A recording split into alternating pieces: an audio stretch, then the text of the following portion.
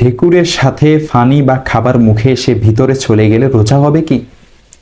যদি ঢেকুরের মাধ্যমে খাবার ইত্যাদি গলায় উঠে আসে এবং অনিচ্ছাকৃতভাবে স্বয়ংক্রিয়ভাবে ভিতরে চলে যায় তাহলে রোজা ভঙ্গ হবে না।